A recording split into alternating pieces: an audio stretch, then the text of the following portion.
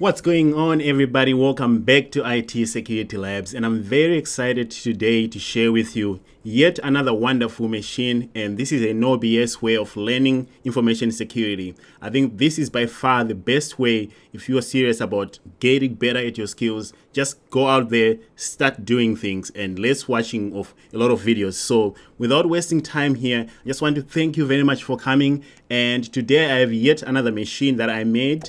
This one is a Windows machine, and you actually get to see how to attack a database and also how to have SSH tunneling. It's not SSH this time, but how to tunnel traffic from the Windows machine back. So it's two things: attacking a database and also being able to use Chisel, in this case, to tunnel. So thank you all for being here. I really appreciate everybody who is going to join, and I really enjoy this stuff.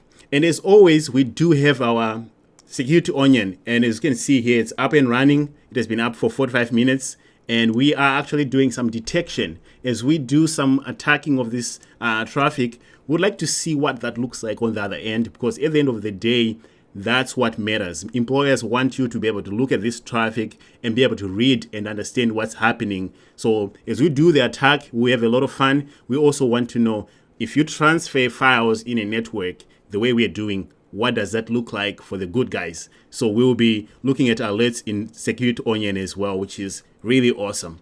So if you want to follow along with me, I highly encourage you to download the machine. The link is in the description.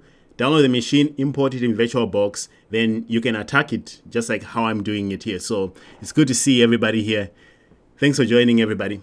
All right, so as always, I'll start with an Nmap, and I'll explain what this command is doing here. I already did it because I didn't want it to hang too long. But you always start with an nmap minus sv minus sc, then the IP address of the victim that you are attacking. This will scan the top 1000 ports. So I would like to do a tech P here like that. So this will now scan all the ports. This is like discovering, okay, what's running on the host. What can we see? What can we find? So that's what we're doing here. This will not do a UDP port. You need to do another SU for UDP port to be able to see UDP as well.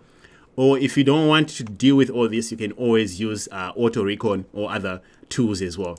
But for our sake here, we are going to be doing everything by hand. And that way we can actually get to see these things.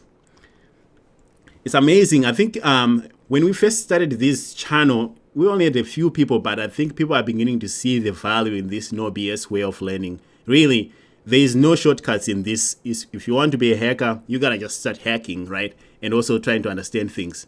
So I really appreciate everybody who joins every Sunday. I get so excited, and I'm always looking forward to this. So as we do our Nmap here, we can go back to Security Onion, because this is our intrusion detection system. What can we see? So I'll refresh that. Here's our alerts interface. I'll also refresh that as well. Then I will get to show you. You probably have seen this all the time. Nmap is noisy, right? Here is Nmap scripting engine being detected. Suspicious inbound Postgres. So we do have a Postgres scan that happened as well, which is interesting. But if we look at this here, the Nmap user agent is everywhere. So maybe not the best way to attack someone's network, because as you can see here, we are attacking this host, and in the user agent here, the name is right there. Nmap scripting engine is blasted. So if your goal is to hide, don't do what we're doing here, because obviously you will get caught and people will know that you're running Nmap, which is probably not the smartest thing to do if you're doing a pen test and you don't want your client to know. All right, so as you can see, it just finished. So if you have never hacked before, you're like, oh, what's happening here? We just did an Nmap scan to see what ports are open on this system. And I've been attacking Windows for a few weeks now, and you know that RPC is always open by default in Windows Server and Windows 10. So there isn't a lot of money in interrogating RPC. I mean, sometimes there is, but in this case, we can't actually we won't be able to see anything here. We do have 139 here. NetBIOS, which is also open by default. But we also have 445. So this was my main goal for this week, was to, we need to learn how to interrogate this 445 here. So I'll start my enumeration from 445. So let's do this. I have a directory in my machines, and I named this one backdoor.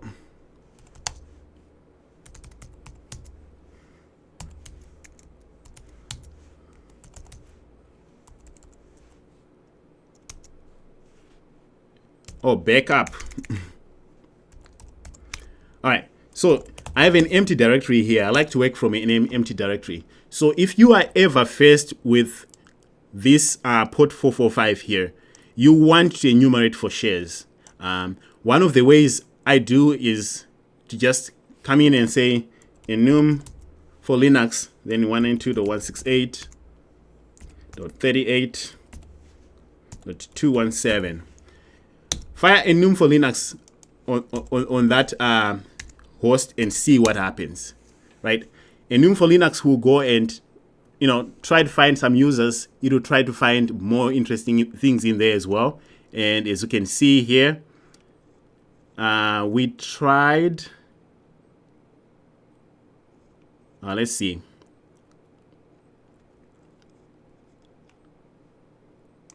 So it did find a file service. Sometimes if there's some users or anything like that, it will tell us here. And in this case, we don't see anything. All right. So we move on to SMB Client.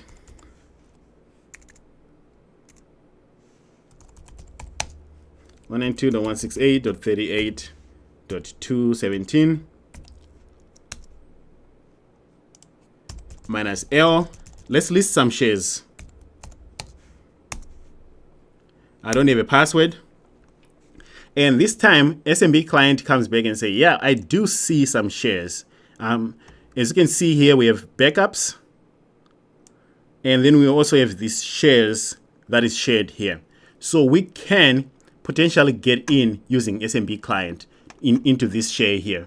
So let's actually do that and see if we can get in this share. So treat this as if the same way that you treat FTP, right? People do keep important things in their shares. You might be able to see backups and things like that in here. So there's specific syntax for SMB client, and it always gets me every time. Let me see if I have something for SMB client here. No. It's very specific on the backslashes, so I'll show you here what I have.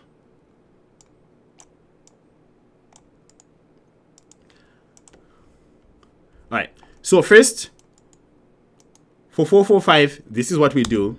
SMB client minus N, then minus L, then you list. I've seen this being used. It seems to work, putting 4 backslashes on SMB client. And then after it works, we see that we see shares here. I usually just come back and remove these. Then I will put 2 here and say shares. So 4 and 2. It seems to work for Windows. I don't have a password and I'm in. So this is similar to anonymous login in Windows. I mean, in FTP. So now we can do things like dir. You see that we have the backups. Another dir. You have an easy thing here, useful info.txt. You can say get useful info.txt, and it does actually get the file. There's also a way to get everything recursively, but for now we're just getting one, just like that. All right, so that was port 445. So if you have never done that, I would encourage you to add this SMB client commands in your notes. It's very helpful to be able to just quickly check shares using SMB client, just like what I did here. So since I looted something, here's a text file that I got. it is Postgres user, Postgres. Then the password, I couldn't just give you the password. I had to hide it a little bit. So if you are familiar with MD5, base 64, you know right away because of these two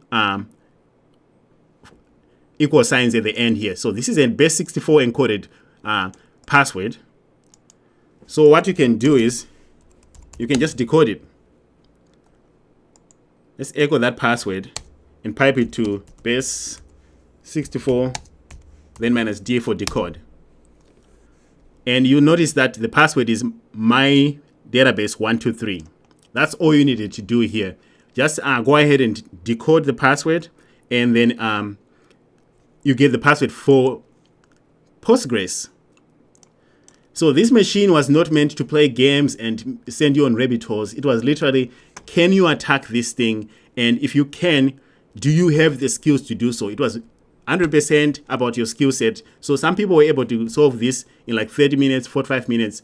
Some people still struggled because, of course, sometimes it's not that straightforward. So we decoded this password, and it's my database 123.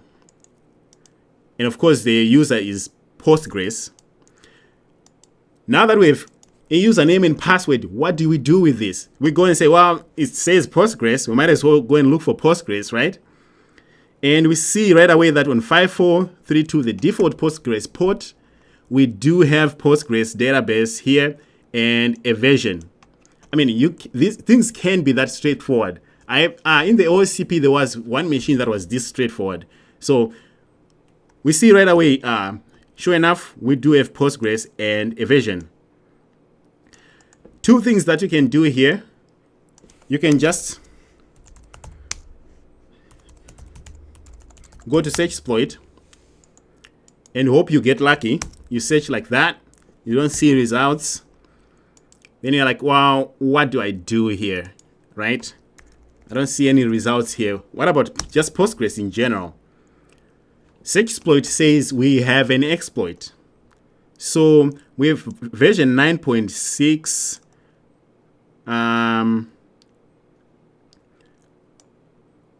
We see, no, this is a privilege escalation. We have Metasploit. We're going to run Metasploit today. So this is not helping me, but this one is an older version. So this is not helping me much. So let's go to Google.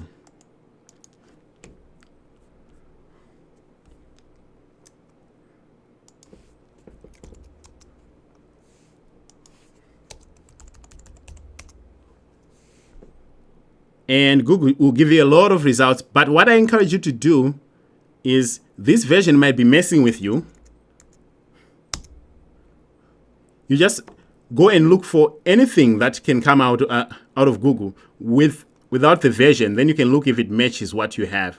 There's a lot of things. This GitHub page here is very, very helpful. This is Windows. So you are going to realize that this one was written for Linux. It's indicated by here. But it doesn't mean that this cannot work for us. It will probably work. But let's look for something that actually says Windows. Here.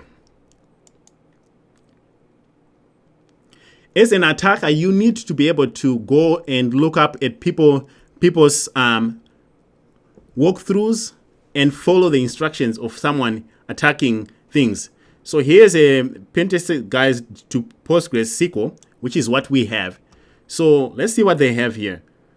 You do an Nmap scan. Yeah, they're using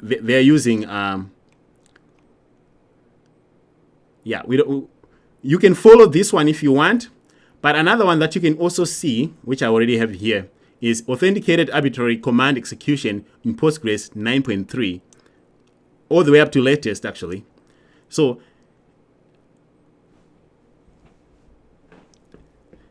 yeah, so already we can see that we do have a documentation. So let's go ahead and see if we can sign in before we even go too far into this exploit.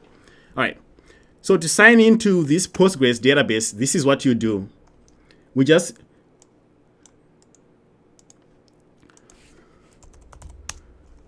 let's clear that screen. You type the Postgres SQL minus U for the user. The user was Postgres. Then the port 5432, which is the port that's open here. Sometimes it might not be the default port, so you need to be careful about that.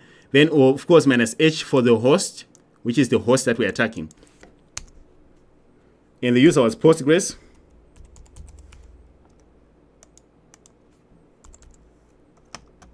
Let's wait and see. Yes, let's see if we can actually sign in. I agree with that.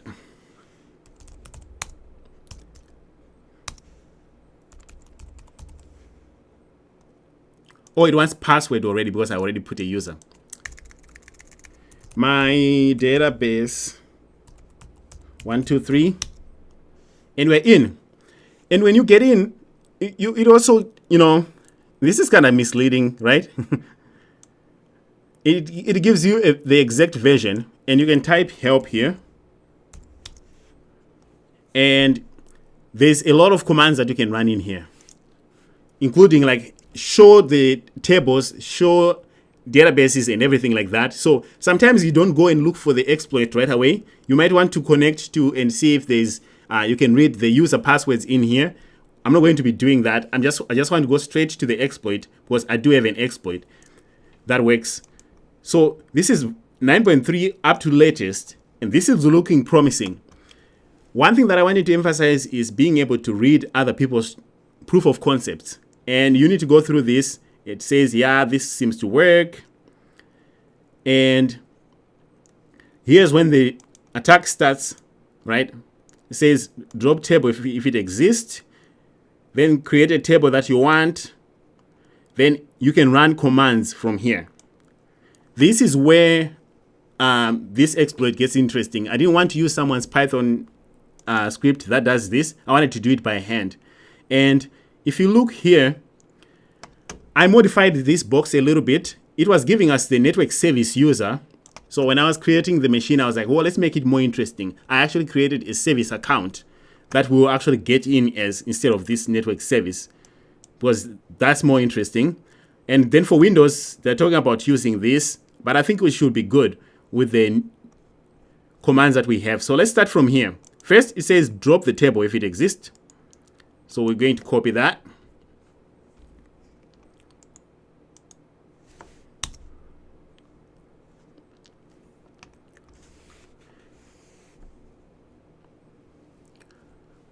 Let's see if it runs.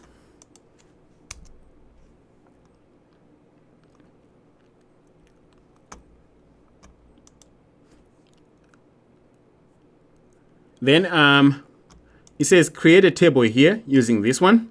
So I'll just copy these commands here, create the table, drop the table. Then once we create a table, it looks like we can use this copy command from the program here and run any command that we want in here. And that's how we are going to get our reverse shell. All right, let's see. Looks like it's stuck. All right, let's do it again. I'm going to drop that table if it already exists, and hopefully it doesn't hang.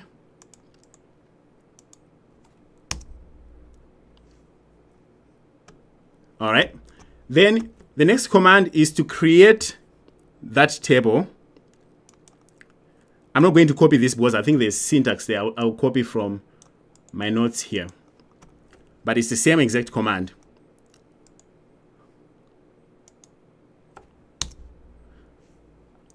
All right. So let's run it again. The drop.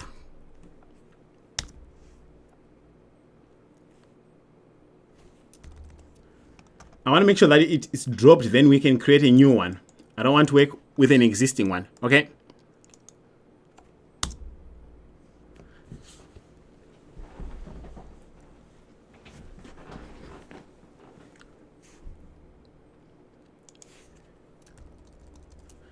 All right. So let's run the create. I think I know why it's not dropping it, but let's create anyway. We're just following the exploit. So the table is there. Then the next part is we need to run the commands on the database.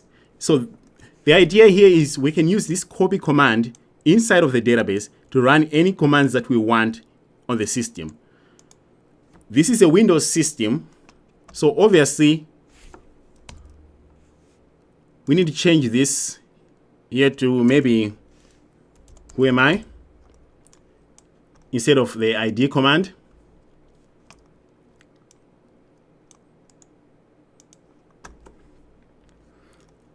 This will tell us whether or not this actually runs or not.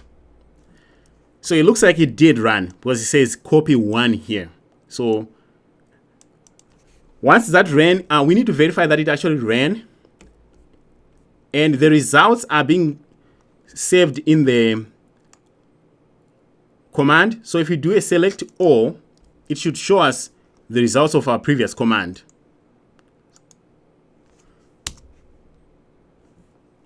All right, so we do have some errors, but that's fine. This shows me that it's actually running.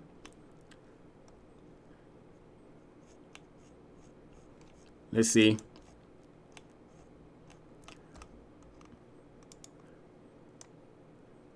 So this is the results of our who am I, the service Postgres here, which is good. Now that we know that we have command execution using this copy command here, we can now try to get a reverse shell right away.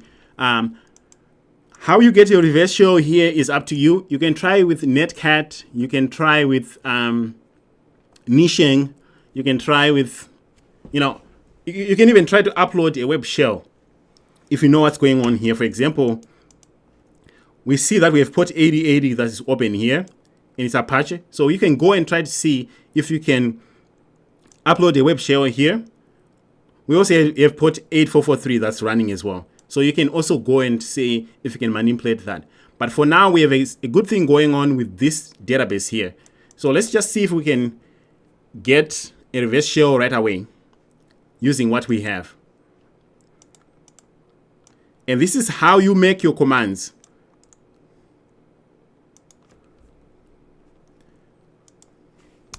You have a nice editor. So now we need to put something in here. So what I can say is maybe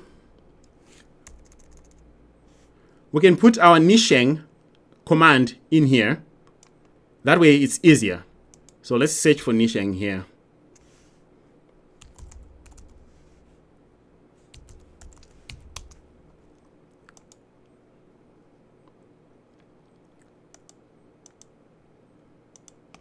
All right, let me show you. This is what we used like 2 weeks ago with Nisheng. So I'm going to show you the full command here so we don't waste too much time.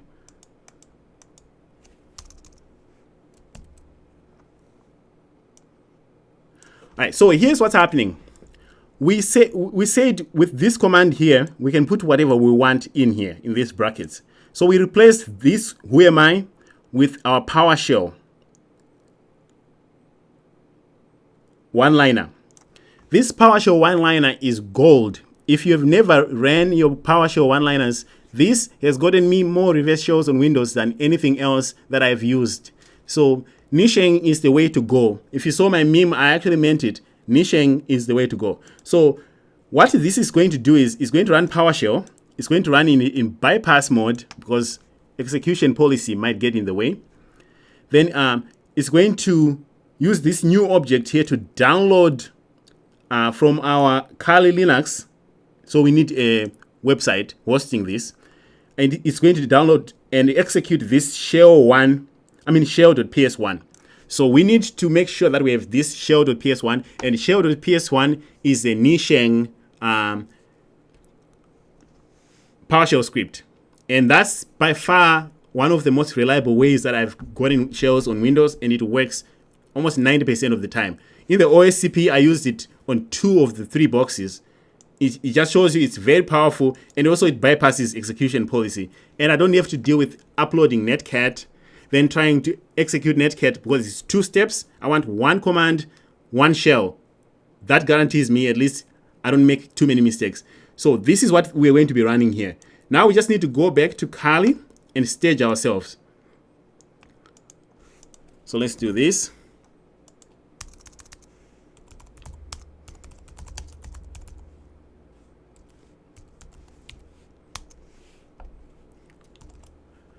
So I'm going to copy my initiating from here because this is the machine that we did a couple weeks ago.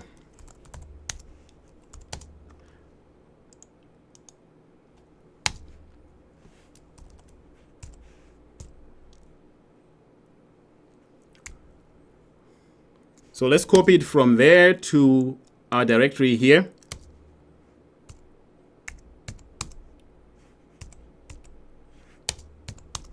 All right. I'll explain what I'm doing here so that you don't get too lost.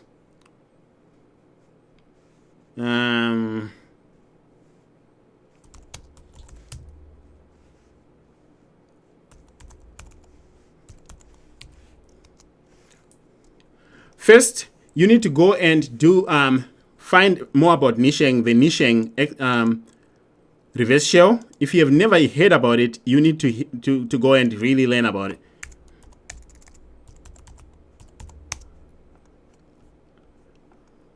And I'll show you right now.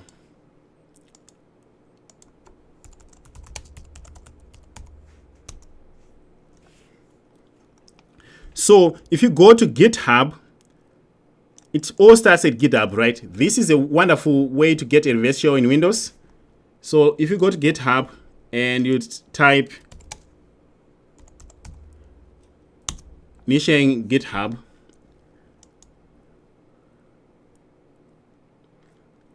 there's a lot of tools in this platform.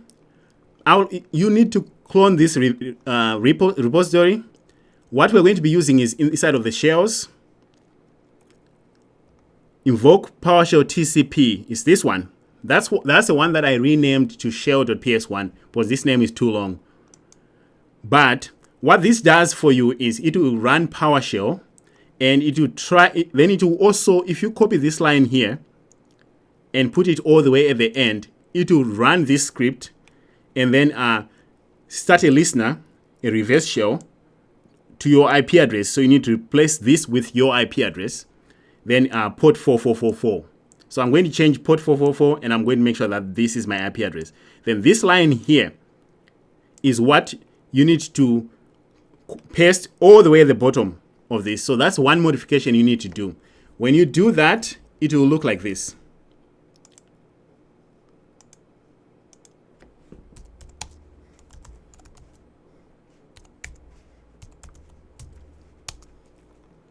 That's the same exact PowerShell script that I was showing you. I copied that one-liner and I put it all the way at the end. You need to do this. Invoke TCP. This is the line that runs the moment you get this to the victim. It will run this command here. So it will run itself, which is kind of cool. Then it will reach out to your IP address on a port of your choosing. So in this case, let me make sure that it's coming to my IP address here. So what is my IP address? 192.168.38.174. So I need to make sure that this is 174.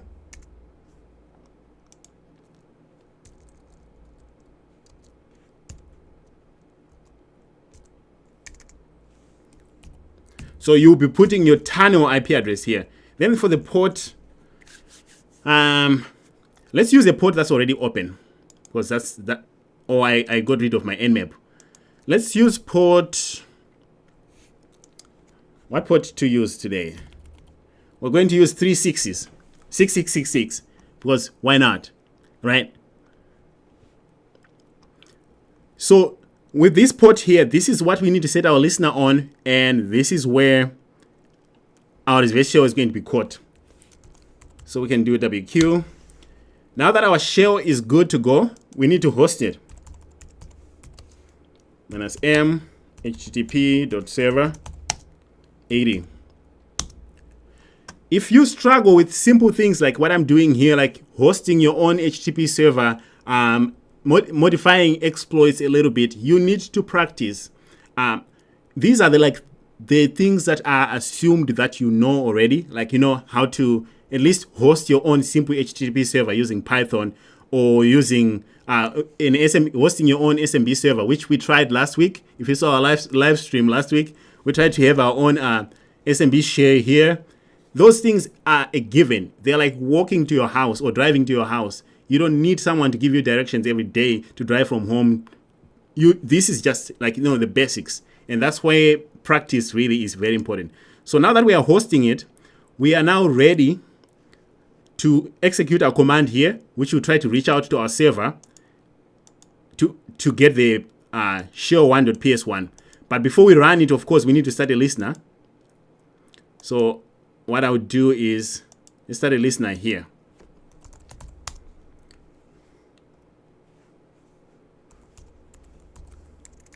Let's just do a regular listener. We said 666. I chose a weird number, right? Oh, interesting. Yeah, I didn't even think about the implications of 666. But it's dangerous, so we might as well do that. So we are listening. We can execute commands here. All that's left for us is to run this command here.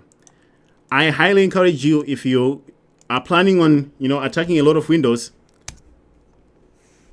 try your best. I just pasted the command. You need this in your notes. I've used this over and over and over again. So, like I said, this is just going to run the copy command, and then to run PowerShell in bypass mode to bypass execution policy, so we can still run this.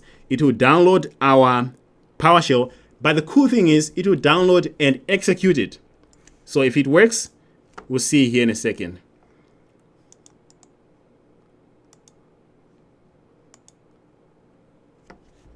We hit enter. Two things you need to do. You need to go back. You need to see this 200 here. That shows that your command worked. Your command reached out back here and it got your shell1.ps1. Then we can go and check our reverse shell and it came back. That was quick, but that's how you use Nisheng to get reverse shell. There's no games here like, oh, let's copy netcat to the temp folder, then let's run this netcat command, and you always wonder what happens. We also learned last week that when you mess with netcat, you might have a corrupt binary that will not work. As you saw me last week, we spent 30 minutes fighting a netcat corrupted binary.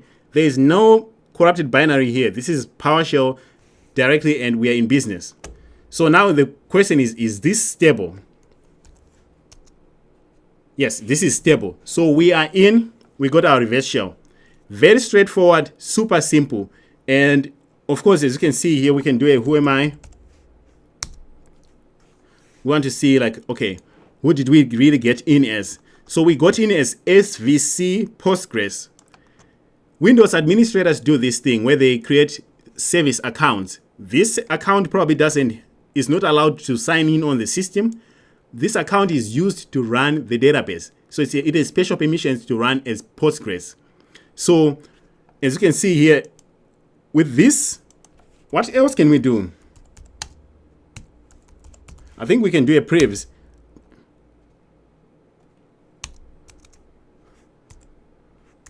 Let's do a who am I? Oh, I want to see what can I do? What group memberships am I part of? You want to know that, right? Because if you're administrators, I mean, it's game over. So as you can see, privilege information. You can check this one to see if it does give you privilege escalation. I don't know if it does. I didn't try it. We also have, here you're looking for any special groups that you might be a member of. In Windows, you will be surprised what administrators do. They will give this service account ridiculous permissions, and you can probably like create accounts and do things like that. But in this case, we are not in luck here. I mean, we don't have much going on for us. So what do? We really need to become administrator here. Let's go check users. So I have administrator and I have public.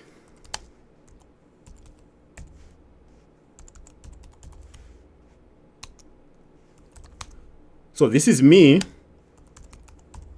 And the cool thing about Windows is it's actually not case sensitive. It doesn't care. So I can do these things like this. Here's a flag.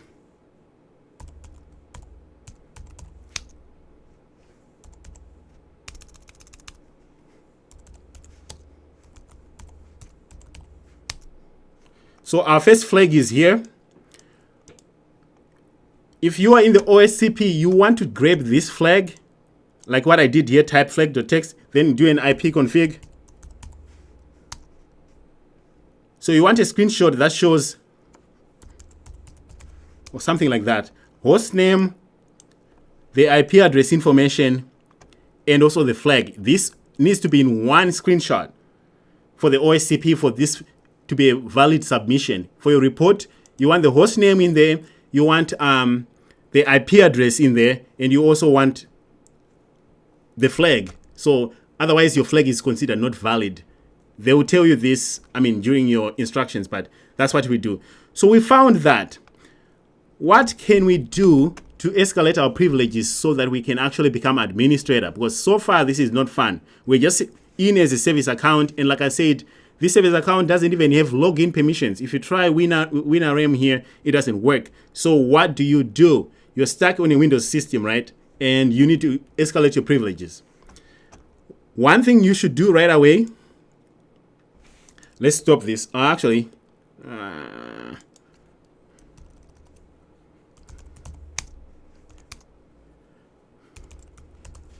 Let's do WinPiece.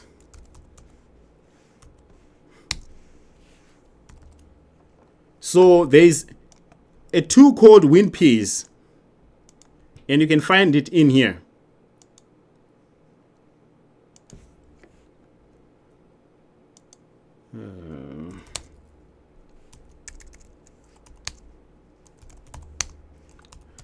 WinPiece is what you put on the system so that it will tell you what's wrong with it, so that you can become Windows administrator. So in the binaries, there is like a 64-bit and a 32-bit. So in the 64-bit here,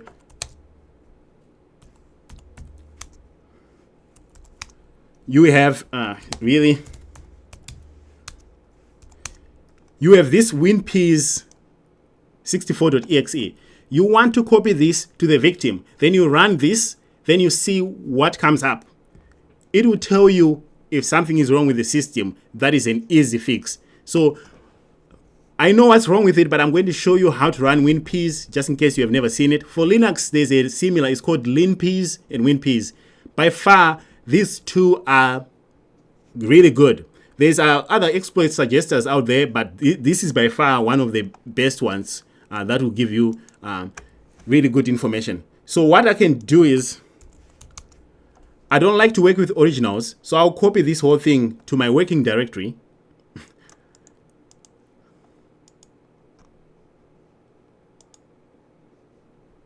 Okay, let's copy it in here in my backup.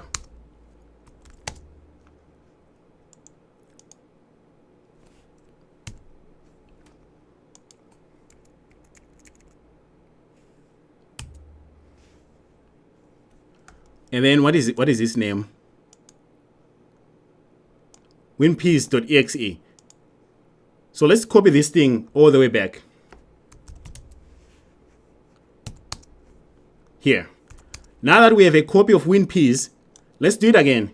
Let's host our simple HTTP server, and then let's use setutil to bring it to our victim.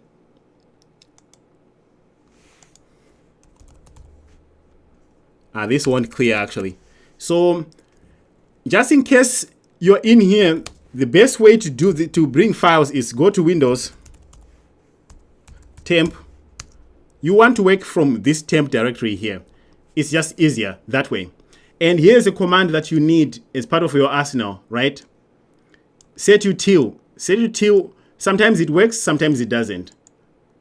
So let's go to our board here and talk about a command you should have in your notes if you don't already.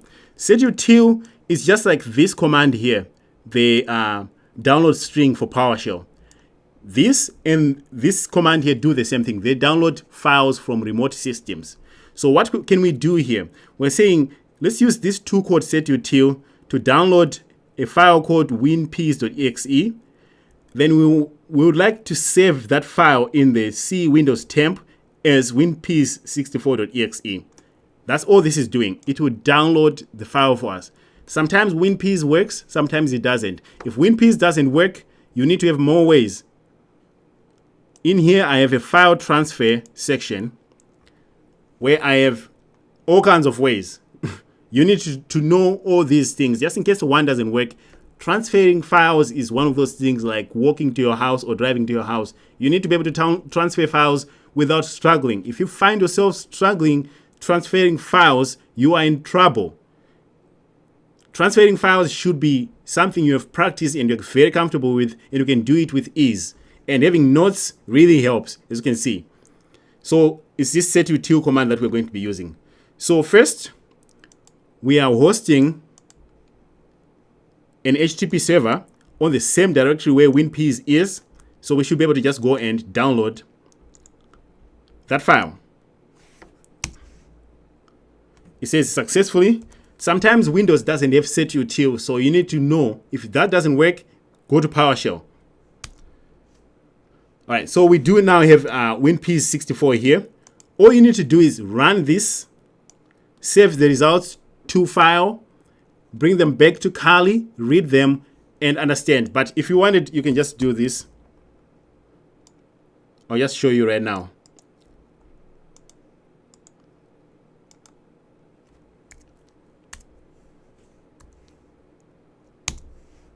It will run if you have command execution enabled for you.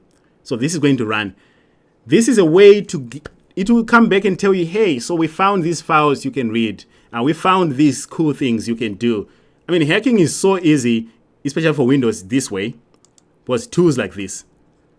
So let's go through some of these results here. You need to be comfortable looking at these and not panic because there's a lot of them, obviously. But the more you look at them, the more you realize some of this is just useless information. That's why I like to save these to a file. Then you can actually do search and find and replace. But with WinPiece right now, starting at top here, it will find the system for us. It will tell us, hey, by the way, this is Windows Server 2012 Data Center. So now you know it's a data center version. Here's the version. This is very important here, the hotfix. You need to go and find out, are there any kernel exploits for these for this version here that we have? I didn't check kernel exploits. So then it says, oh, by the way, here's interesting information where you can write. It's Windows. It can be tedious because you're looking at a lot of information, but this is really worth it. Your eyes should go to the stuff that's in red here. No antivirus was detected.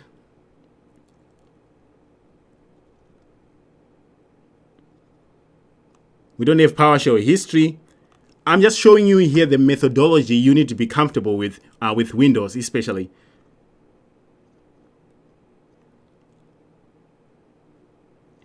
And so far, we're not seeing anything of value from this. In most cases, if any of those easy to do things like binary exploitation or any registries, they will pop up in here. If WinPiece or LinPiece doesn't show you anything, I mean, what you can do is then next, you need to run netstat -a, AN, I believe. This will show you open ports. Like if your Nmap missed something, this will show you, hey, by the way, we do have these ports. The ports that you're more interested in are things like this, that say 127.0.0.1. This is a local port. It's not exposed to anything else. you need to forward this port and check it out. But you're also looking at ports that did not show up on your Nmap. That's what you're mostly doing here. We also we see right away that we still see this 8443 port here, which is still running, and we haven't checked 8080 as well. So these two we haven't checked, but they're still running. I prefer manual exploitation than using tools. That's why most of my machines are going to be leaning more towards manual than tools. So let's go to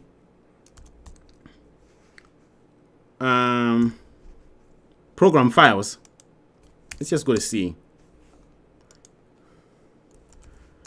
Sometimes an administrator will create a folder here. Like this one does not belong here usually. This shows this is the same share that we saw earlier. So you would have seen this. Let's go to program files and see what's running. You need to open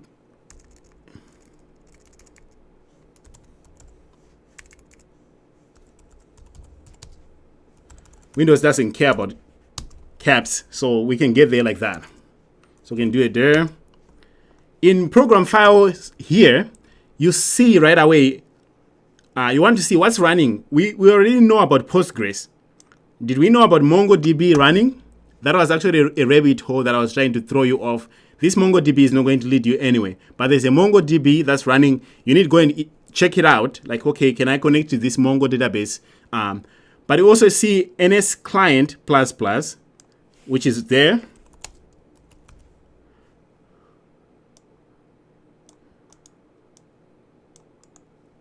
So if I do a copy of that name, so I don't have to type the whole thing, you can do it there. All right, so we do see some files. Let's also go and see.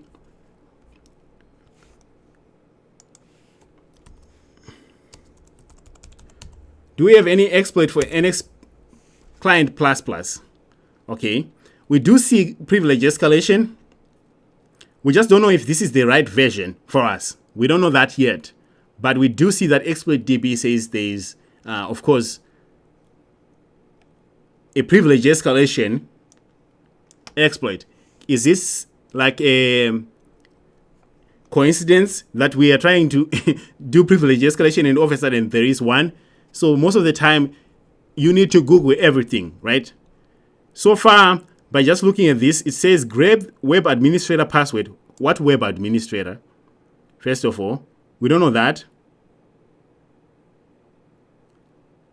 Okay, let's see if we can connect to this NS Client ++2 first before we go in the weeds of doing this.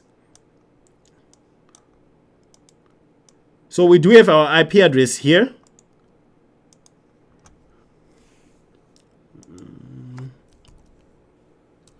It's on 8443.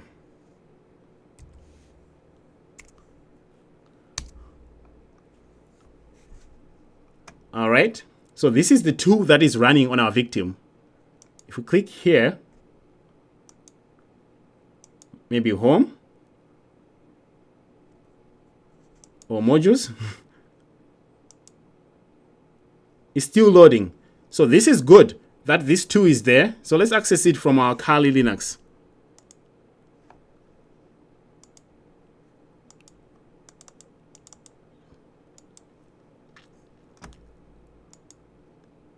The browser is frozen.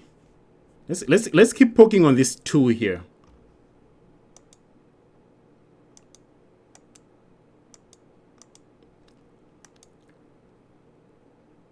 Oh, there we go. All right. How do I know if the version is correct? Can I do the online help? We do have a console here. Okay. Modules, settings, queries. What about the log? Nothing. Okay. So it wants a password, which is good. Let's go back to exploit DB. It says, grab the web administrator password from C program files, NS Client ++. It's in the client.ini. So in the real world, if this works, we should see a password here. Let's cancel that.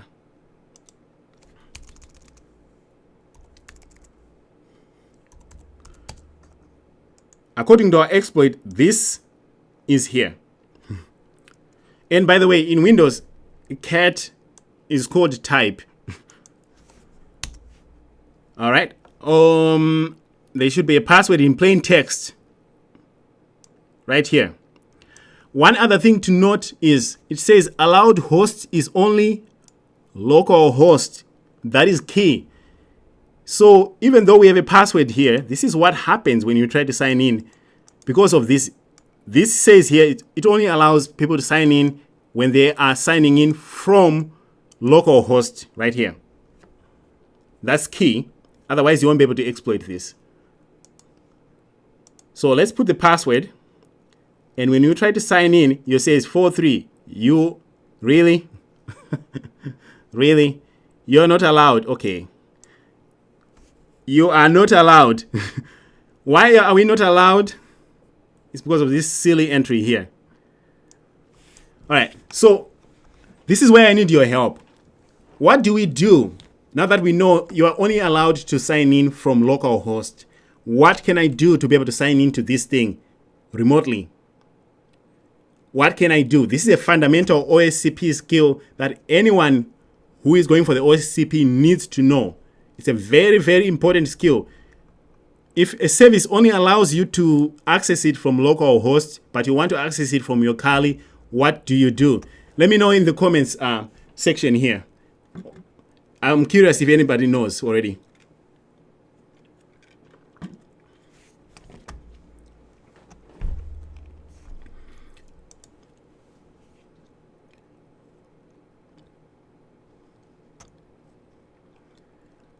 What should we do?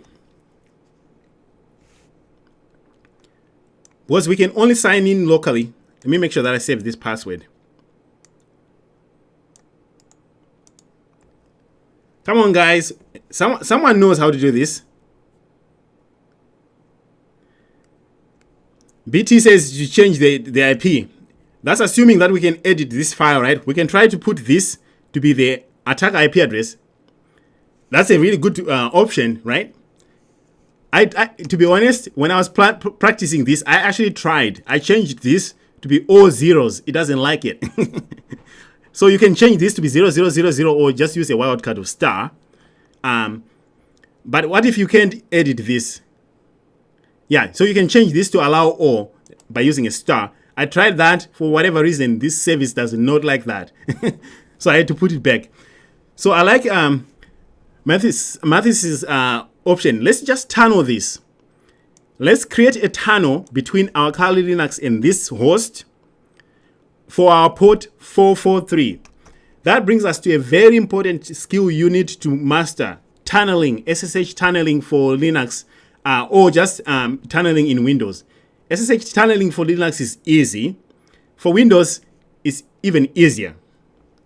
So let's go and create a tunnel so that we can have a tunnel from our Kali Linux to this, and we can just access it as local host. That's our next phase here. And that's what I was trying to show you. So to create a tunnel, I'll go back to my C Windows temp. So in my temp here, you see I actually have netcat put in here. But let's bring in another tool that you need to know. Tunneling. And do I have a tunneling notes in here?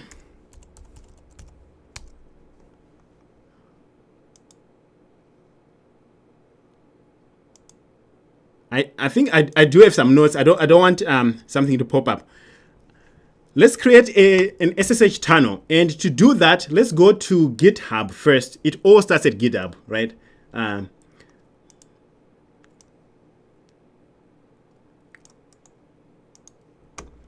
Actually, instead of GitHub, here is a link for you. I'm posting it in the chat right now that you can follow. I am a big believer. This is the best walkthrough for Chisel that you can ever see.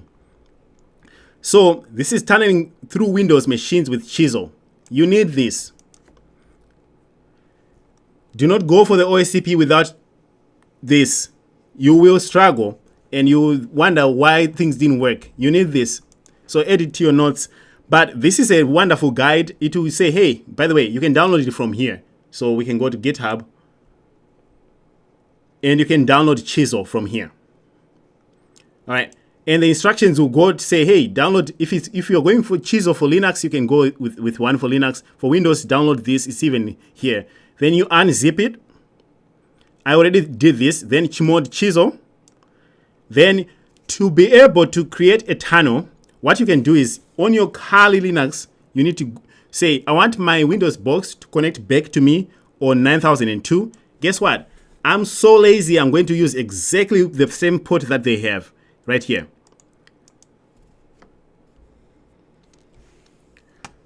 Then I'll just come here and say, okay, I do have my Chisel directory somewhere here.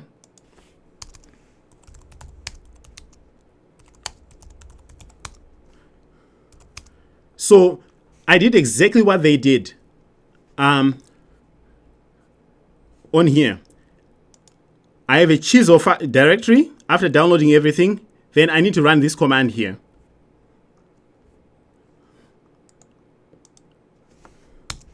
And this will start Chisel. But before I do that, I gotta be careful here.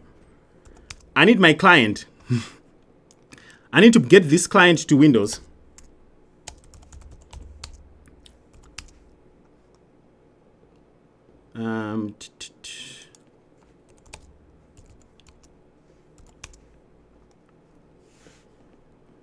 Let's see, where's my client?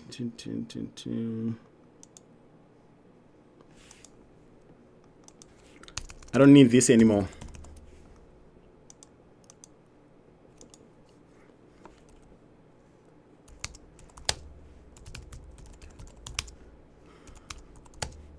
So let me show you the client.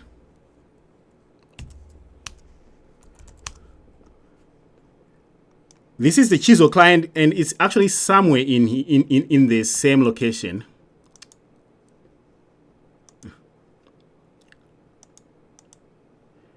It's in the Chisel directory. So what do we do? Let's copy the Chisel client. Actually, instead of copying it, let's just get the client to the victim. So you need the Chisel.exe, the client itself. So let's what's our Python here? Python 3 -m http.server on 80. Why do I like 80? Because 80 is an easy port. So let's get Chisel to our victim machine. And guess what we're going to use? setutil again. So if you don't know how to use setutil, your life is going to be just hell. Or if you don't know how to transfer files, you're going to be in a lot of trouble. All right, so let's do this. So we're using setutil. Guess what type file we're getting? Chisel. And where are we running our server from? The same directory where Chisel is hosted. That's very important, right? So now we're putting it in the Windows temp. Let's do that. This might take a second because this is a big file, actually.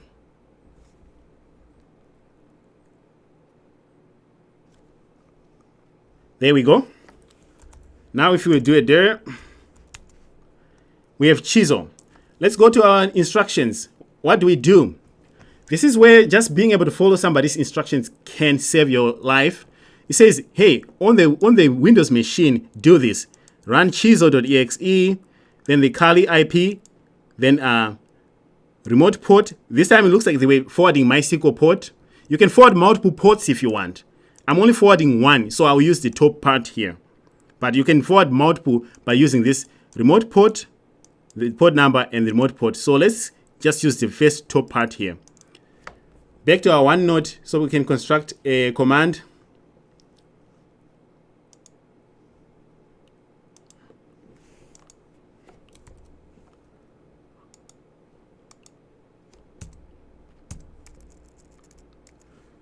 .192.168.38.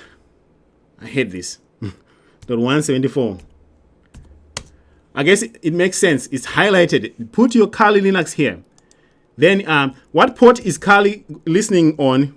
It's 9002. Then this is the port that you're forwarding from Windows that you want it to be forwarded to your machine. In this case, it's what is our port?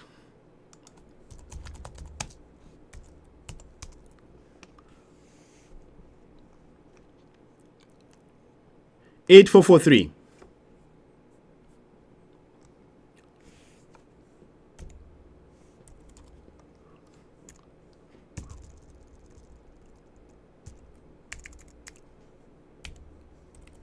There we go. So we have an ugly command here, but what this is going to do is the client is going to reach out to this IP address and forward on port 9002. It's going to forward this port here. So what that means is our Kali Linux is going to act as if it's directly connected to the Windows machine. So we can access this on localhost 8443. That's what this command is going to do. That's SSH tunneling for us. So let's make sure that we can do that.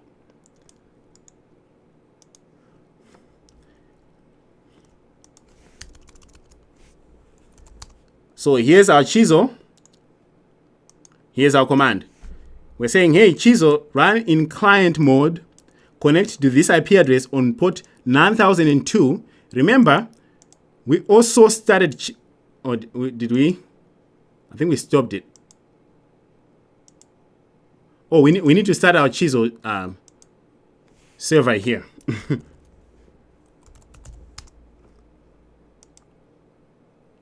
I thought I was already in the Chizo directory. No? Okay.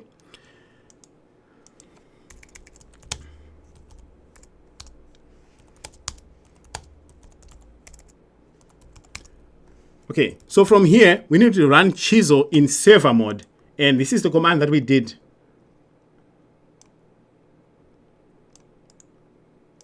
This was very confusing. The first time I heard about this, I was like, what in the world are you talking about? It's actually a very simple thing. So our server is listening. Let's forward the port to it in client mode.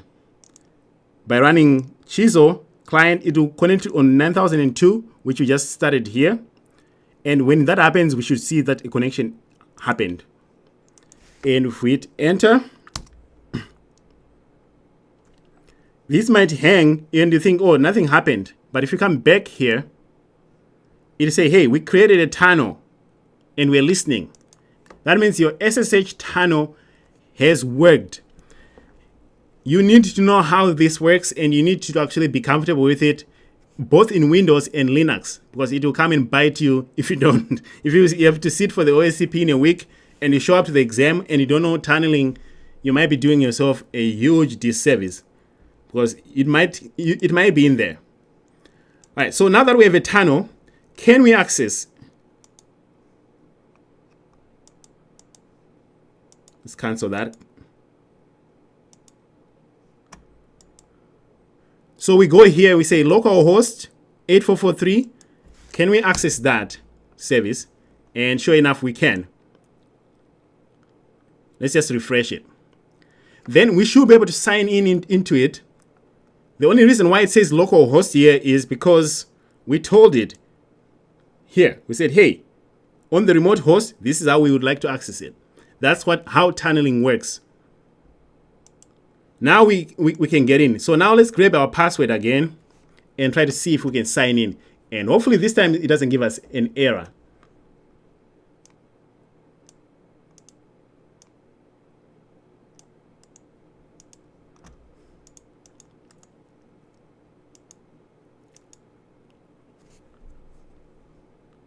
Don't save. And sure enough, guess what? We are in. It says localhost here because we are tunneling. This, ladies and gentlemen, is how tunneling works in Windows. In Linux, it's 10 times easier. It's SSH tunneling. So if you have an SSH password or an SSH key, you can accomplish this. In Windows, it's kind of like the way I just showed you here. Okay, now we have established we can tunnel and we can work with this thing. So now, how then do we exploit this thing?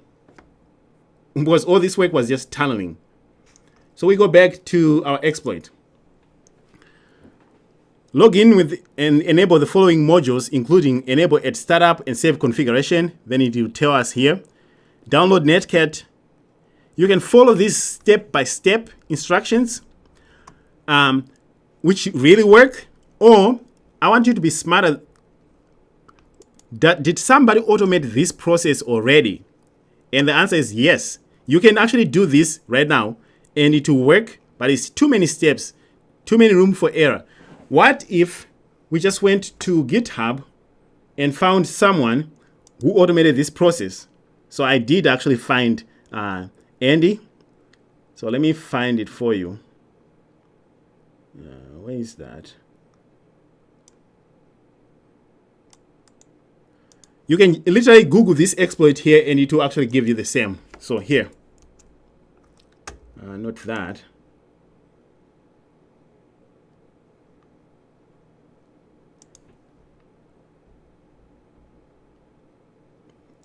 Where did that go?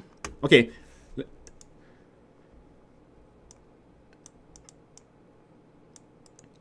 Let's just Google it so you can actually see the steps. I do this. I like exploits from GitHub, so I type exploit git, sometimes from exploit DB, but also from GitHub, mostly because they work. Oh, actually, we do have a write-up from Hack the Box. Interesting. Let's look at that. You will actually sometimes during the OSCP, you will actually find write-ups that have the same exploits as in the exam. That actually happens all the time. Is this the same? Yeah, it is the same. So they found the password here, just like we did. Allowed host, which doesn't allow them. This looks like a what? Is this Windows? No. Yeah, it's Windows. They're actually creating an SSH tunnel here.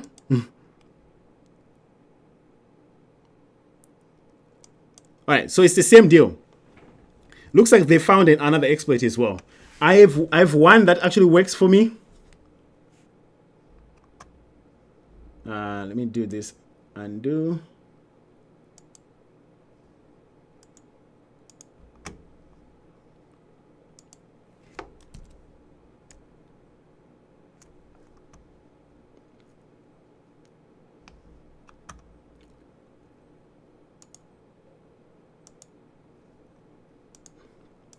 There's a really nice GitHub page that I want to show you that actually works better.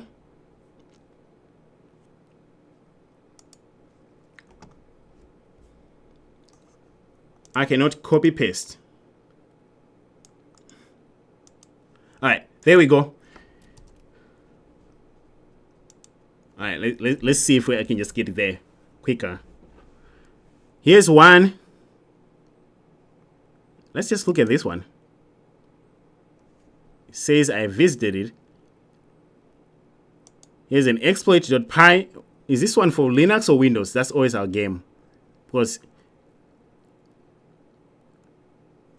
let me use the one that actually works.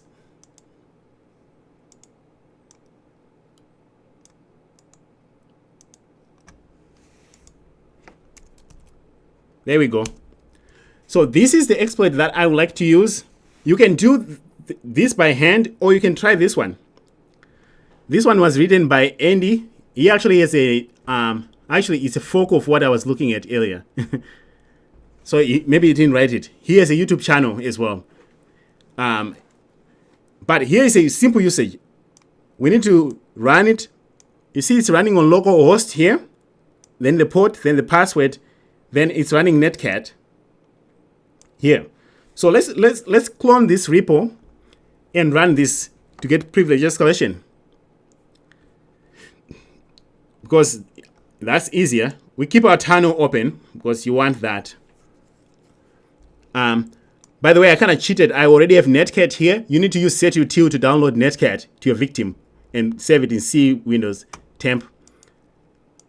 But I hope at this point we are at a stage where you can copy things with ease. Thanks, man. It's good to see Zimbos. Thanks for joining my live streams. It's really awesome to see people. All right, so this is spinning for whatever reason. I'll give it a second. While it's trying to decide how much noise did we actually generate here.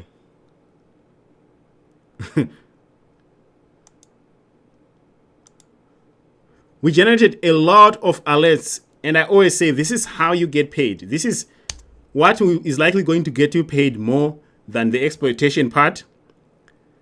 So how much noise did we generate in the past hour or so? Look at all this Nmap stuff, but we also have SMB share access. That's interesting. We know one person who did this. Let's drill down on the share access here. Who was accessing SMB share?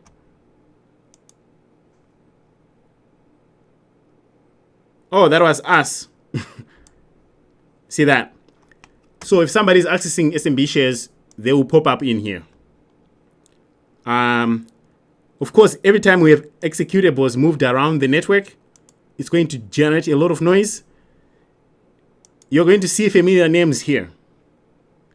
Setu2, moving Chizo. Remember that? Well, you get caught because it's HTTP, it's not encrypted. So, of course, Chizo is going to get caught. It thinks it's a network Trojan. But yeah, this for the defenders is a big deal. Why is somebody moving executable files in my network? For what business if they're not an IT administrator? Why are they doing that? All right, so let's see if we can go back here. So if I do a dir, I cloned the repository here, the one that I just showed you. And in here, I have netcat.exe and I have the exploit.py. According to our GitHub, here is the syntax. So we have to make some, we have to go back to our drawing board again and do some changes here. First, we're going to run it as is, including localhost because we have our tunnel. 443 is okay. The password is not correct, so we need to change that to our password that we stole earlier from SMB share, which is this one.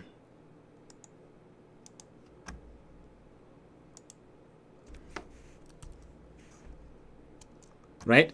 Then here is trying to run netcat, but he's trying to catch a share on 1443. I guess we'll leave that port alone, but we want this to be our IP address, 192.168.38.174. That's our Kali.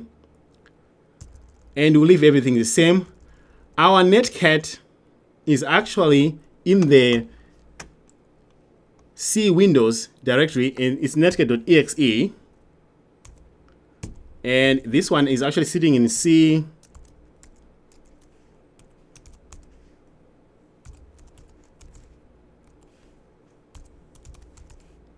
So you need to give it an absolute path to our netcat. So we're saying, hey, let's run netcat from this directory. So we can see here verbose, and it's listening on numeric values. It will reach out to this on port 1443. Then it will give us a command prompt. So this is the command that we run to see if we can get the exploit to work. So we paste that here. But before we run it, let's start a listener on 8443. No, on 1443.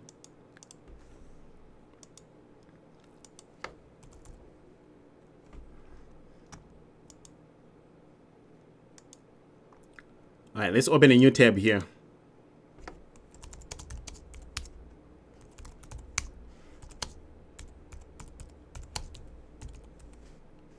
I believe it was 1443. All right, so our tunnel is still there. And here's our command. We can do everything by hand, or we can use an exploit. So if everything works, we should get a ratio on 1443 here. If it doesn't work, we need to figure out why. So it's going to use this netcat here. All right, let's see. Give it a second.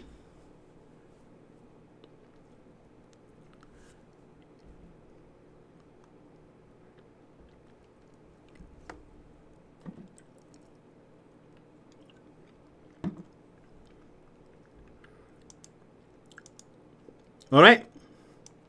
It says triggering our payload. Where was I listening? On 1443. So we wait and see if it actually gives us a shell back. Am I listening on the right port? Yeah. So we wait and see if it actually does call back. If it doesn't, we need to figure out why it didn't work.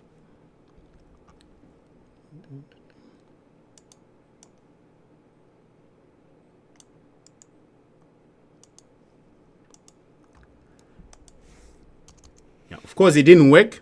1443, let's try it again. Because our exploit said it worked.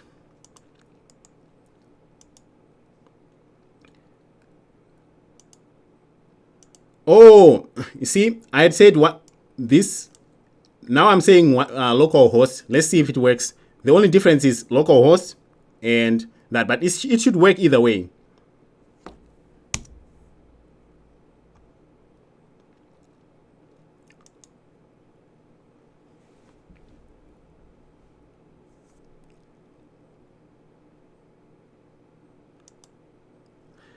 If it doesn't work, you should also try a new port. Instead of 1443, a different port.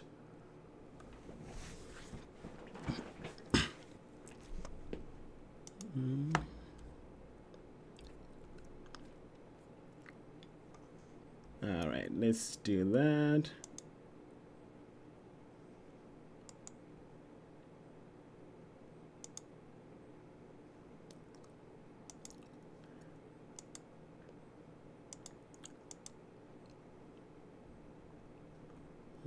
Two.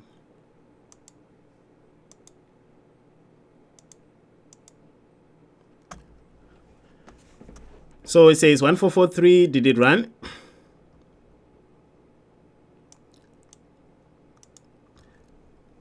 So everything seems to have worked. Let me see.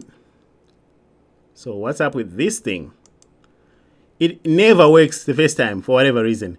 I'm actually reverting the machine back before the exploit so that I can actually do this again. Because it might be a one shot. You only get one chance.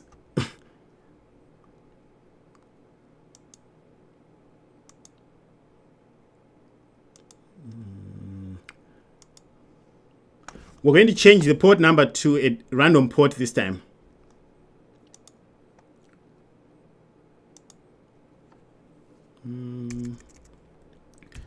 Triple 5.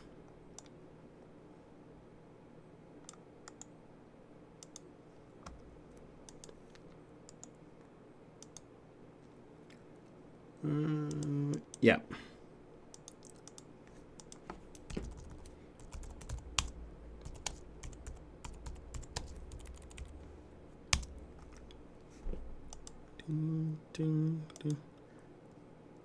So our tunnel is still working, which is good. Let's try it again.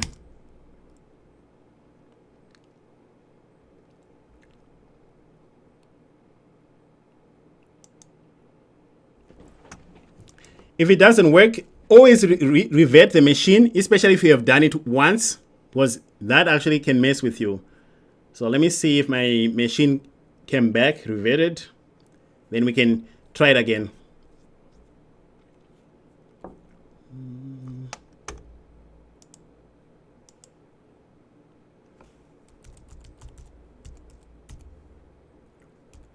One.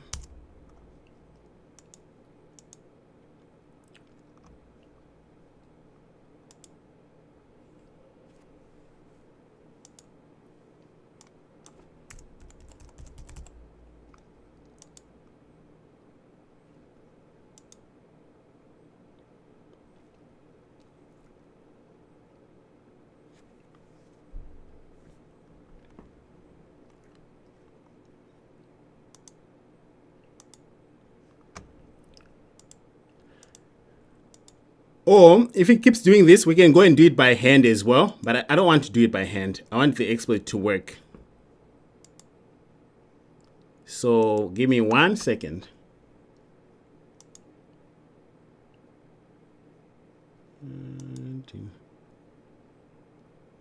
Yes, in the OSCP you can revert the machine as I think you get like what, 30 or so reverts. Yes. Sometimes the machine is just bad. 169, really?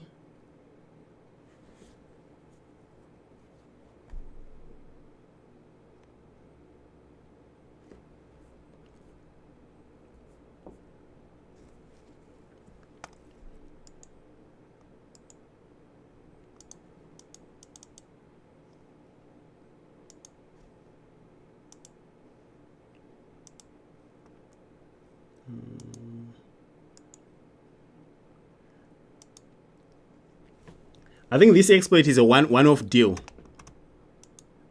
So let's wait. Network.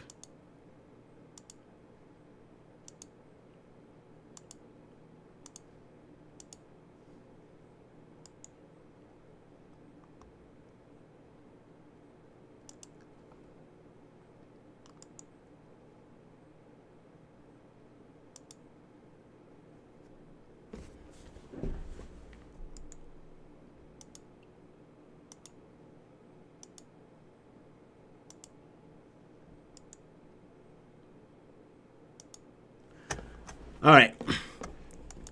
While the machine is starting, let's actually try to see if we can do this by hand, because it doesn't want to work. Maybe we can trigger it by hand.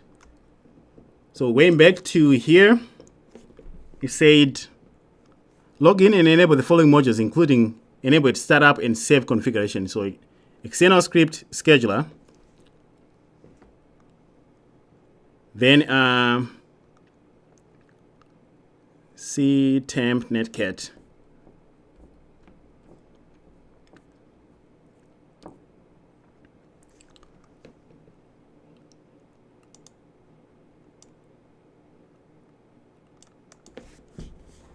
That looks good. All right, give it 1 second. We should be able to see our reverse shell come back now.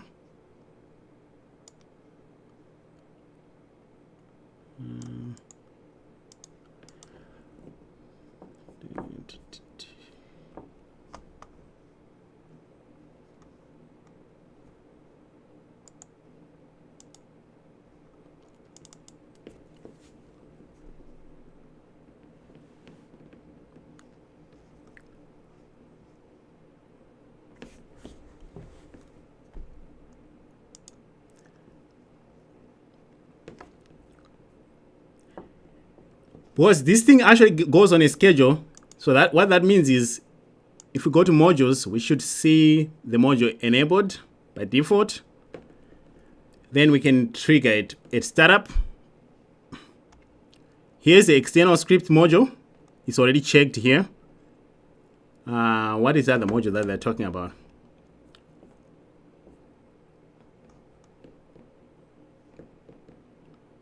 Scheduler.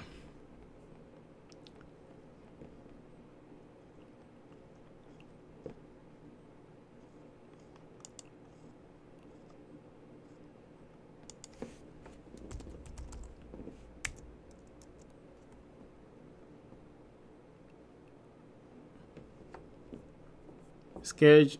Let's see. Module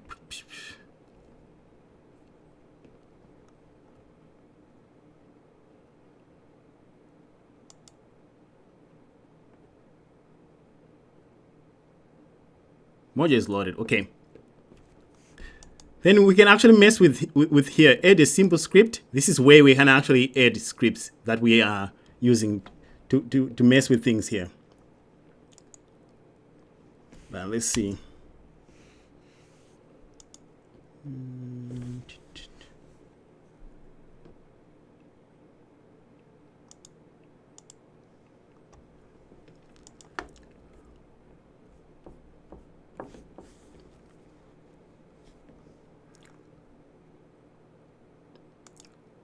I think I know what's happening.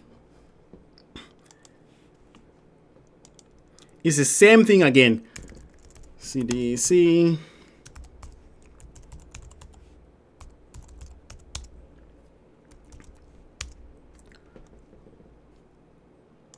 This netcat file here seems too small. So I'm going to remove it and put a new one.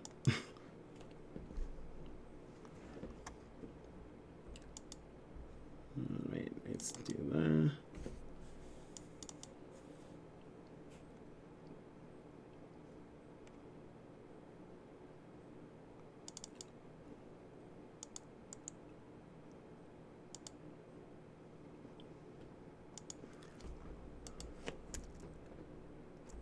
All right, let's move netcat there from a trusted source.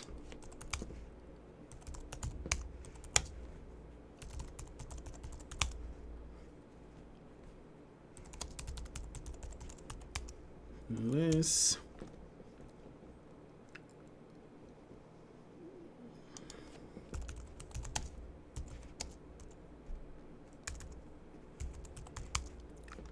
This is why I hate working with netcat. It almost always gets corrupted. So let's move this one.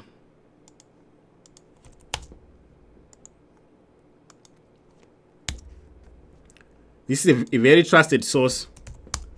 There.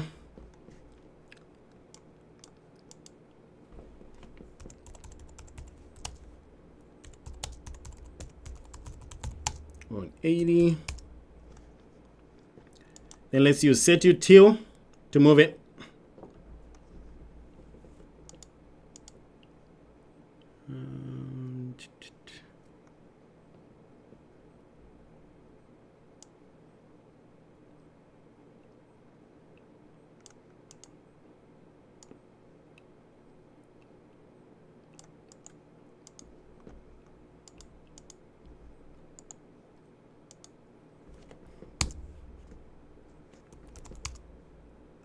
Now that looks better. So if you're going to learn anything from this little debacle here, if you look 10 minutes ago, the size was like 300 and something. It was very small. So that was a hint for me that this file is suspicious. So now let's run our exploit. This file looks like a big enough size now. So we're still listening on 555. Let's run our exploit. Where were we running that?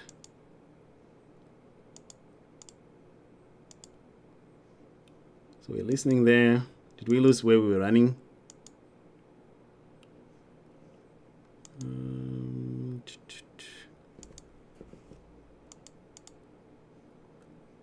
I'll just run it anyway here. Maybe right here. No, I want that. I want that. New shell.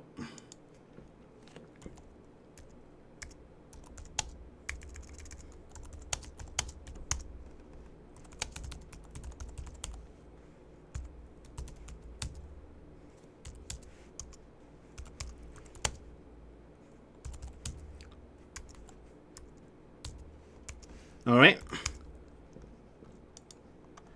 Let's run the exploit again. Netcat can get you, and it's not a fun little tool. All right, so we're doing 555. It's running, and we're listening. So let's hope it finishes.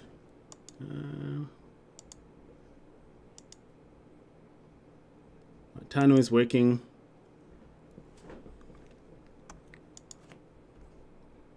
And we're waiting for it to reload the application. This time it's actually doing something.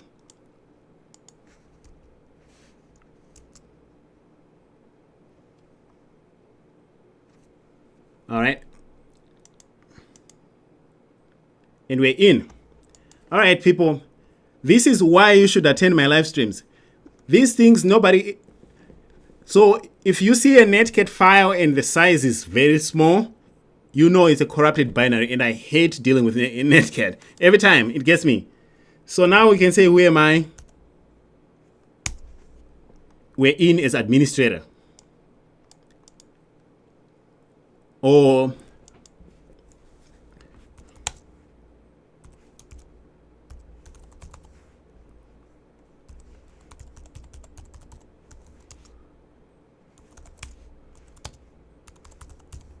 We can go and see if we can get our flag.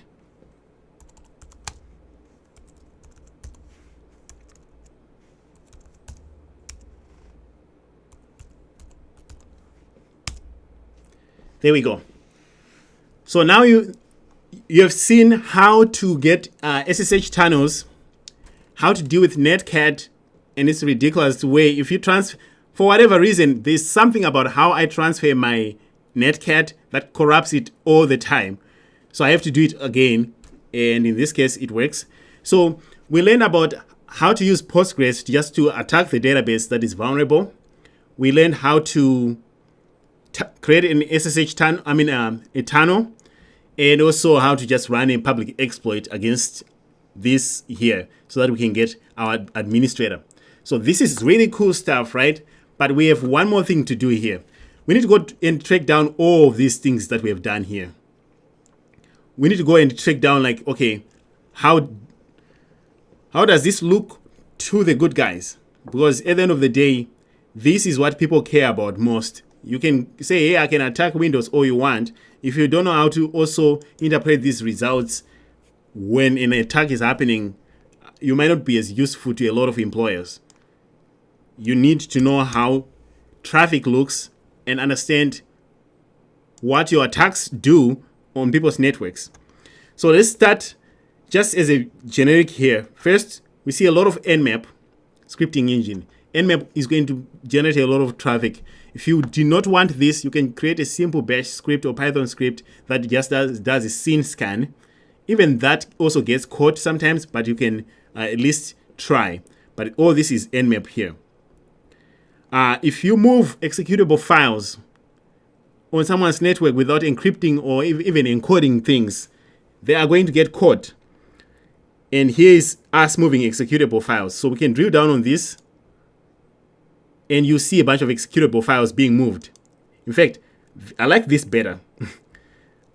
Microsoft PowerShell banner outbound. This one looks interesting. I've never looked at this one, but I like this one better. What could potentially go wrong here? It says hi. So it's a very, very serious alert for us. It says it's coming from our Kali Linux here, going to the victim. Source port was 80. Destination to that. What could have been happening here? This is the script probably that was, what was going to port 80? Oh, that's when we were moving files. It's our simple HTTP server moving niching. Look at this stuff. It even gives us a copy of the whole script that we transferred with our 200 OK here. So we know this worked. And we can see all the way here. This is our reverse shell on port 666. So it did actually, not only did it see the script being moved, but it also has a copy of the script, which is very interesting. So how do you prevent this from happening? Maybe encrypt this traffic. If you're dealing with like Linux, for example, what I usually do is you base64 encode it on the other end, transfer it while it's encoded, decode it on the other end once it reaches the destination. That way, this thing would have seen encoded data instead of this. This is really, really poor hygiene for you as an attacker. This is terrible. We should be doing better than this, right? Maybe next time we should try to actually hide away from this intrusion detection here. So we see port 666 here. So let's go check it out. Another interesting thing that you can do is we can interact with this data directly, which I like to do in Kibana, in the Discover here. Because then I can search for these to verify, like, okay, how many machines were attacked by this attacker? Is this just one machine? So is this a source port?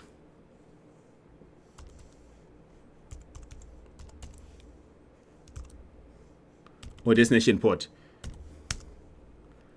Let's look for that 666 port.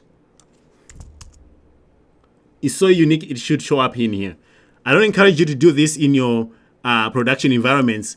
This is such a very, very wild search. It doesn't really help. But hey, here are instances where that port showed up. And this is very interesting. Right here.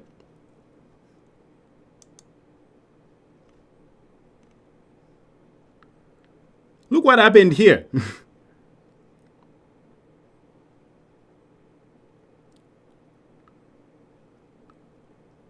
So it looks like we got our shell and we actually ran the net start command. That's what it's showing us here, which is amazing. And it thinks it's a network Trojan, of course. And here's the rule that fired. So detection does work. And we can see what actually happened here. So if you are doing an investigation, you're like seeing this, you know you have been compromised for sure, because you can tell connections do show up here. So that was that port. You can also now go and try to track down files if you know their names, like shell.ps1. You would have seen these files pop up right here. So you start with your investigation here. You would have seen them right here. It's complaining that people are moving executable files. You're like, okay, can we see what you're talking about? What executable files? They need to say like, hey, I saw. Oh, that's interesting.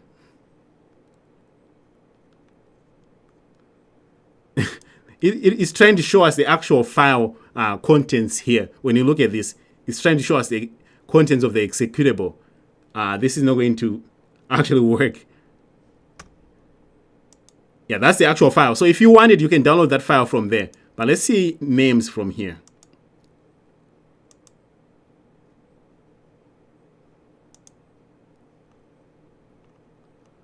This is one of them, chisel.exe. So that executable name there, it was a GET request, of course. You'll probably see that it was a 200 OK. So we can go here and say, give me chisel.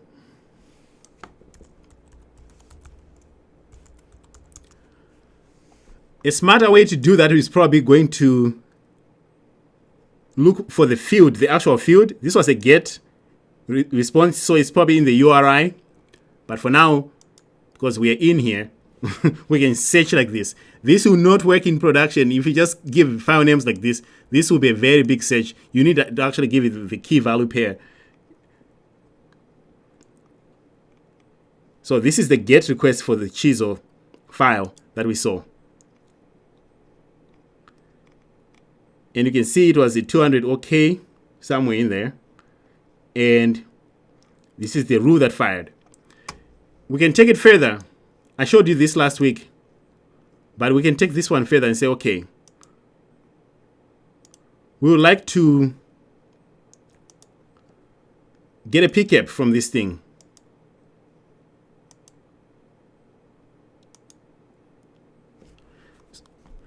You can request a pcap. Then once you get a pcap, you can download this thing, open it in Wireshark.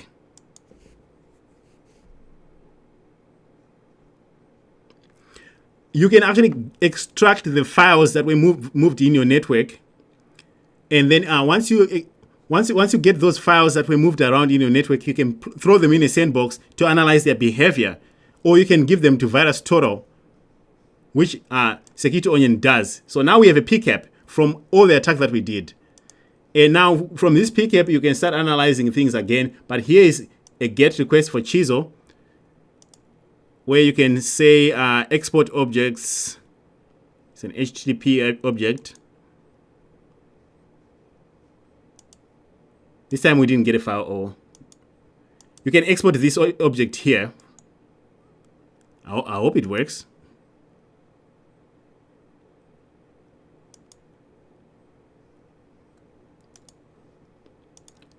Anyway, you can download this file if you get the right packet. I don't know why this one is not downloading it. And then you can put it in a sandbox and you can start analyzing it, or you can send it to people who are qualified to do so and say, hey, this is the file. Or the cool thing that you can do within Security Onion is just send it to VirusTotal. If you pay for the VirusTotal API, you might actually be able to send it to VirusTotal. Like right here. You can do a VirusTotal lookup, and it will go straight to VirusTotal and upload the file hash. My file, I made it myself, actually. So you probably won't see it there.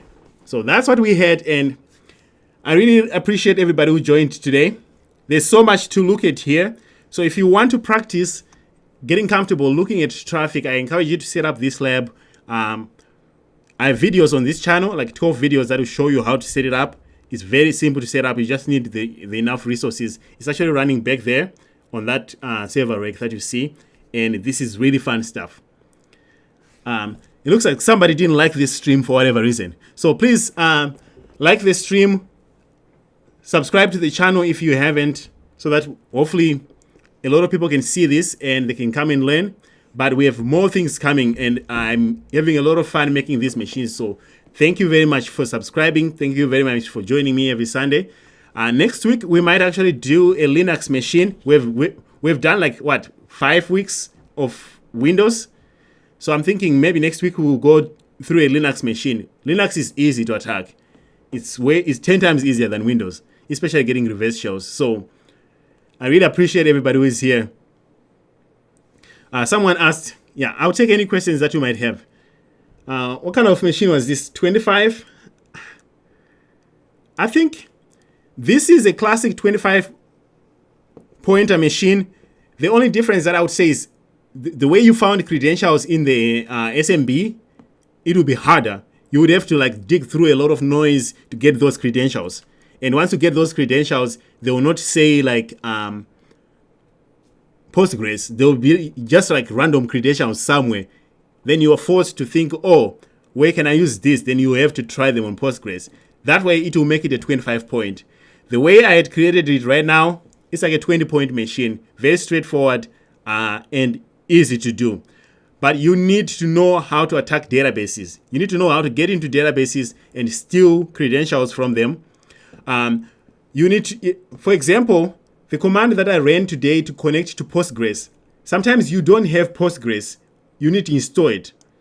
So this command here, I actually made an assumption that everybody has Postgres SQL on their Kali Linux, which is not true.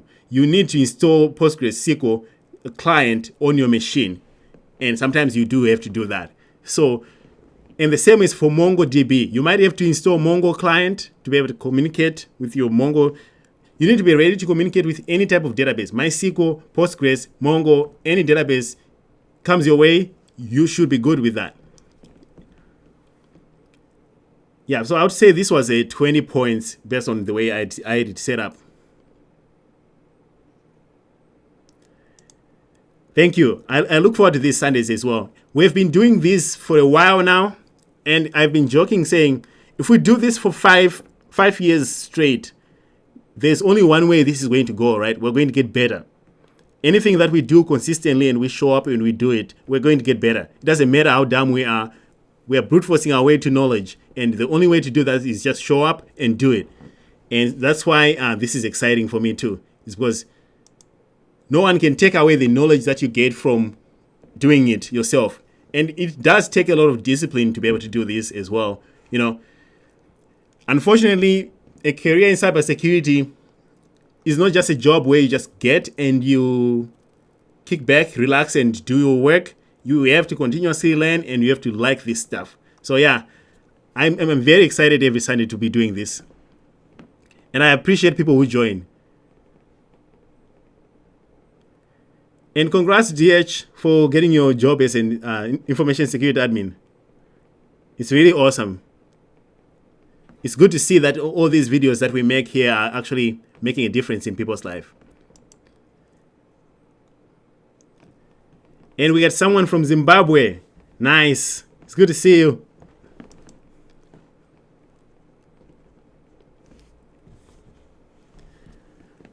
All right. 2 more minutes. Let's see. Does anybody have any questions? We get a lot of people who join here. I have 3 machines that I'm going to submit to Proving Grounds. Apparently, I can get paid up to $1,500. So I've made, what, 6 machines? I would have been rich by now if I submitted them all and if they were all accepted. So I have 3 machines that I'm making specifically for proving grounds. They're all Windows. They're almost ready. And I don't think I can do write-ups if I submit them there. But I'm making 3 machines so I can get paid. I want to see how much I can make from them. And if you have the OSCP coming soon, to be honest, it's not the end of the world. It is one of the most feared exams, but at the same time, it's very doable. It's way easy. I would say it's exactly the same way that I've been attacking these machines here. It's not that hard. I always say, if you struggle with basic things, your life is going to be hard. You need to know how to transfer files around quickly. You need to know how to connect to things like databases, Samba shares, FTPs very quickly. That should be second nature to you. If someone throws you an FTP server and you are like struggling to connect to it, you are not ready. You need to be able to say, oh, FTP, here's how I connect it, even if FTP is running on a different port. Or SMB, here's how I connect to it. Here's how I can check for anonymous. These things should be very easy, coming like easily to you. The hardest part, that leaves you room to think about the actual exploit. But I think half of the people who fail is probably because they're struggling with simple things that can get them. Oh yeah, that was not fun. That reminded me, I had memories of exactly that in the OSCP exam. Like the first 6 hours, I was struggling exactly what you saw here. I knew I had it. I knew this should work. And now that looking back, I think in the exam, the same thing happened to me. Netcat binary, you gotta watch out for that. Every time you transfer netcat binaries and you don't get your reverse shell, the first suspect is that binary. I think there's something that I do that is wrong with the way I transfer it, that it gets corrupted halfway, especially when I upload it to FTP or SMB.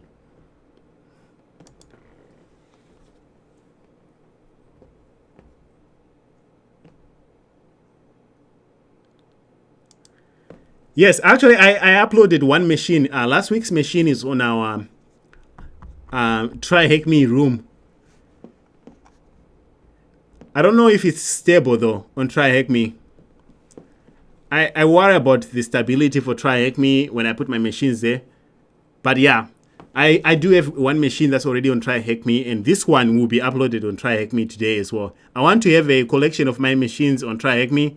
Like the 6 that I've done so far, I want them all on Try Hack Me, linked to all these write-ups so people can easily see them. Yeah, last week was rough. Someone said they will 100% reject. Why would they reject these machines? Are they too close to their exam machines? I have no idea. So sometimes when I'm making these machines, I just go to exploit.db and I pick the exploits, right? I'm always curious. One of these days, I'm going to pick the actual exploit that is in the exam. And I might get in trouble with OffSec, but how am I supposed to know? I only know the 5 machines they gave me. Those ones I'm certainly not going to show you how I solved them, but I'll just keep making them and see how that goes for OffSec.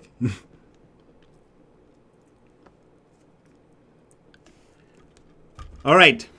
So thank you very much for joining me and being here with me. If there's anything that you would like me to dig into, I'm thinking maybe we can do some more videos of like tools like this Chizo stuff that we did today. Maybe a dedicated Chizo video will be really great, where we actually explain tunneling and how to do it both in Windows and Linux. But also, I'm very excited about this detection stuff, and I'm setting up my lab right now with Elastic Security. I think that we need to know more about detection. Hacking is all fun and games, but really we need to know more about detection. So I'm setting up my lab with Suricata and everything to make sure that we can detect. So that's coming soon. And I hope you can still be around and watch more videos from me as we do more detection and also learn more about network traffic in general. So thanks for being here, and I hope to see you next week.